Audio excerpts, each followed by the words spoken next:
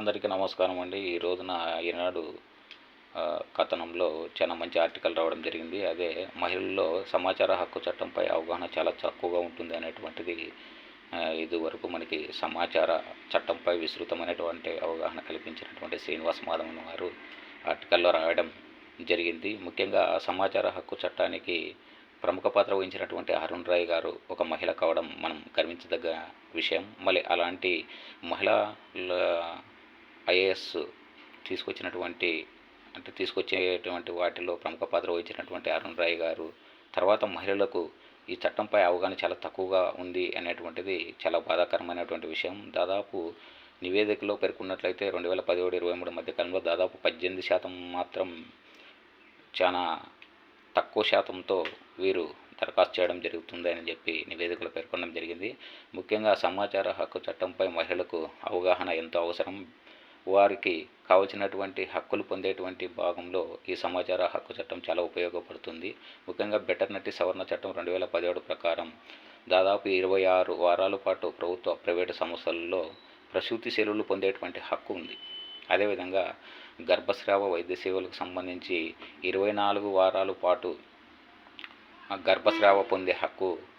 గర్భస్రావ వైద్య సేవలు పొందేటువంటి హక్కు ఉంది. ఈ విషయం తెలియక చాలామంది మహిళలు అవివాహితకు 24 వారాల పాటు గర్భస్రావ వైద్య సేవలు పొందేటువంటి హక్కు ఉంది.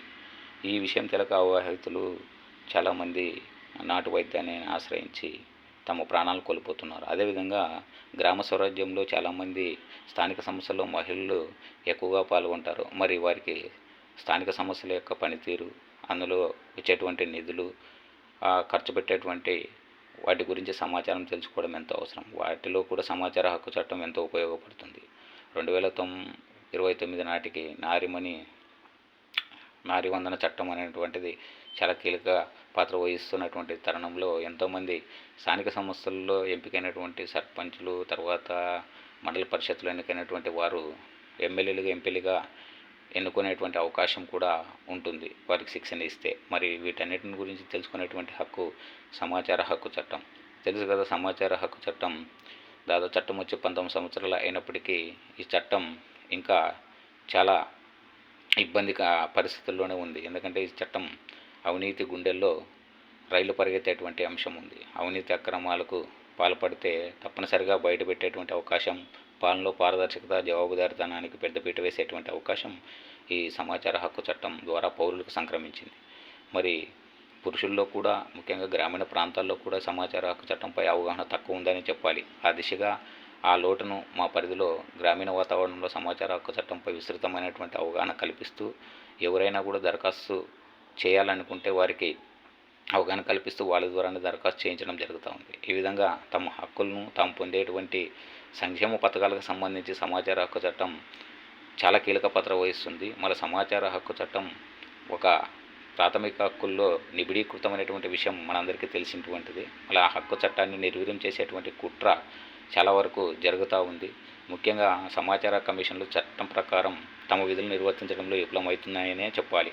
ముఖ్యంగా జరిమానాలు విధించడం అయితేనేమి, శాఖపరమైనటువంటి చర్యలను తీసుకునేందుకు పిఏఓలు కానీ అప్పిలేట్ అధికారులపైన కానీ ప్రభుత్వానికి సిఫార్సులు చేసేటువంటి చర్యలు చాలా తక్కువగా ఉందని చెప్పాలి. ఆ విధంగా వారిలో భయం లేకపోవడం వల్ల నిర్ణీత సమయంలో కనీసం 30 రోజుల సమాచారం ఇవ్వడంలో కూడా విఫలమవుతూ ఉన్నారు.